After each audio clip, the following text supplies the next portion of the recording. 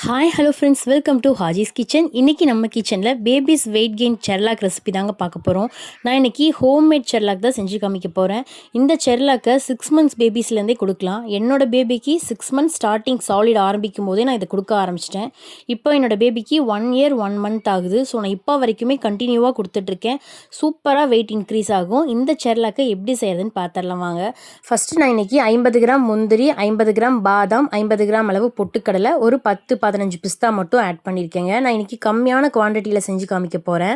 50 gram வெள்ளை அவல் எடுத்திருக்கேன். கூடவே 50 கிராம் ஓட்ஸ் எடுத்திருக்கேன். நான் இன்றைக்கி எல்லாமே 50 கிராம் தான் எடுத்திருக்கேன். மக்கானாவும் 50 கிராம் எடுத்திருக்கேன். இது எல்லாத்தையுமே ஸ்லோ ஃப்ளேமில் வச்சு நம்ம ட்ரை ரோஸ்ட் பண்ணி எடுத்துக்கலாம். கொஞ்சம் கூட ஹை ஃப்ளேமில் வைக்காதீங்க, ஏன்னா கருகிரும், கிறிஸ்பியாக நமக்கு வராது. அது மட்டும் இல்லாமல் எல்லாமே நல்லா மொறு மொறுன்னு ஆனதுக்கப்புறம் நம்ம பிளெண்ட் பண்ணி எடுத்துக்கலாம். இப்போ பாருங்கள், ஃபஸ்ட்டு நான் ஓட்ஸ் போட்டு, ஓட்ஸ் கொஞ்சமாக கலர் சேஞ்ச் ஆகும். உங்களுக்கு பார்த்தா தெரியும், ஒரு மாதிரி கோதுமை ஸ்மெல் அடிக்கும். அப்போ நம்ம கேஸ் ஸ்டவ் ஆஃப் பண்ணிவிட்டு நம்ம எடுத்துக்கலாம். இப்போ பாருங்கள், லைட்டாக கலர் சேஞ்ச் ஆகிடுச்சு இல்லையா? ஸோ இந்த மாதிரி ஒவ்வொன்றா லோ ஃப்ளேமில் வச்சு நம்ம ட்ரை ரோஸ்ட் பண்ணிக்கலாம். இப்போ நம்ம அவளையும் ட்ரை ரோஸ்ட் பண்ணிக்கலாம். இப்போ அவல் கொஞ்சம் கலர் சேஞ்ச் ஆகும். அதே மாதிரி அவல் பொரிஞ்சிச்சுன்னா டப்பு டப்புன்னு வெடிக்குங்க. அப்போ நம்மளுக்கு அவல் பொரிஞ்சிச்சுன்னு அர்த்தம். இப்போ நம்ம ஓட்ஸ் வறுத்து வச்சோம் இல்லையா, அதே பவுலில் ஆட் பண்ணிக்கலாம்.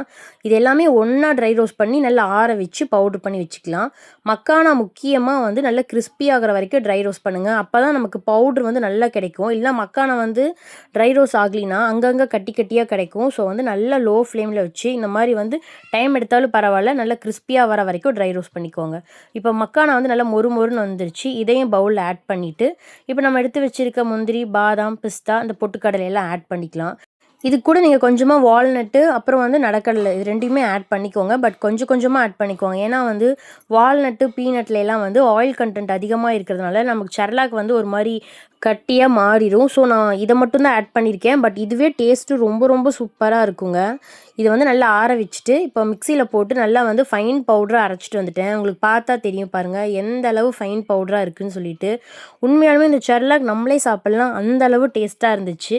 நீங்கள் 1 year பேபிக்கு கொடுக்குற மாதிரி இருந்துச்சுன்னா இது கூட ரஸ்தாளி பழம் இருக்கு இல்லையா, அதை நல்லா மேஷ் பண்ணிவிட்டு இந்த செர்லாக் கூட மிக்ஸ் பண்ணித்தாங்க. செம்ம டேஸ்ட்டாக இருக்கும். என்னோடய பேபிக்கு நான் 10 monthsலேருந்து இதை பனானா கூட ஆட் பண்ணி கொடுக்க ஆரம்பிச்சிட்டேன். இன்றைக்கி பனானா இல்லாததுனால நான் இன்றைக்கி மில்கில் மட்டும் கலந்து காமிக்க போகிறேன் பாருங்கள். இதில் குட்டி குட்டியாக கட்டி கட்டியாக இருக்கும் இல்லையா, அது எல்லாமே அந்த ஸ்பூன்லேயே நம்ம உடச்சி விட்டுடலாம். இப்போ ஒரு பேனில் நான் 1 டம்ளர் பால் நல்லா சூடு பண்ணி வச்சுருக்கேன். இதில் ஒரு 4 டேபிள் ஸ்பூன் செர்லாக் இது கூட ஆட் பண்ணிடலாம். ஆட் பண்ணிட்டு நல்லா கட்டி இல்லாமல் இந்த மாதிரி நல்லா கலந்து விட்டுக்கோங்க. கொஞ்சம் கூட கட்டி இருக்கக்கூடாது. ஏன்னா குழந்தைங்க கட்டியாக இருந்துச்சுன்னா தொண்டையில் மாட்டிக்கும், இல்லைனா அவங்க சாப்பிட முடியாமல் துப்பிடுவாங்க. ஸோ கொஞ்சம் கூட கட்டி இல்லாமல் இந்த மாதிரி நல்லா கலந்து விட்டுக்கோங்க. இப்போ இது கூட ஒரு பெரிய டேபிள் ஸ்பூன் நாட்டு சக்கரை ஆட் பண்ணியிருக்கேன். ஆட் பண்ணிவிட்டு நல்லா கலந்து விட்டுக்கலாம்.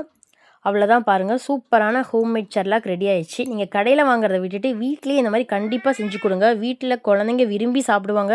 என்னோடய பேபி அதிகமாக விரும்பி சாப்பிட்ற செர்லாக்கில் இதுவும் ஒன்றுங்க. இதுக்கு முன்னாடியே நான் ராகி ரெசிபி ஒன்று போட்டிருப்பேன், அதுவும் ரொம்ப நல்லாயிருக்கும். பட் இதுவுமே நல்ல வெயிட் இன்க்ரீஸ் பண்ணி தரும். என் பேபிக்கு 6 monthsலேருந்தே நான் கொடுக்க ஆரம்பிச்சிட்டேன். கண்டிப்பாக உங்கள் பேபி லீனாக இருக்குதுன்னு நினச்சிங்கன்னா கண்டிப்பாக இதை ட்ரை பண்ணி பாருங்கள். ரொம்ப வெயிட் சீக்கிரமாக இன்க்ரீஸ் பண்ணுவாங்க. நீங்களும் கண்டிப்பாக ட்ரை பண்ணிவிட்டு எப்படி இருக்குதுன்னு கமெண்ட் பண்ணுங்கள். நான் அடுத்தடுத்து பேபி வெயிட் கெயின் ரெசிபீஸ்லாம் அப்லோட் பண்ணுவேன். உங்களுக்கு நம்மளோட சேனல் பிடிச்சிருந்துச்சுன்னா நம்ம சேனலை சப்ஸ்கிரைப் பண்ணிக்கோங்க. கூட இருக்க பெல் சிம்லி கிளிக் பண்ணிக்கோங்க. அப்போ தான் நம்ம போகிற வீடியோஸ் எல்லாமே ஒன்று விடாமல் உங்களுக்கு நோட்டிஃபிகேஷனில் காமிக்கும். தேங்க்ஸ் ஃபார் வாட்சிங்.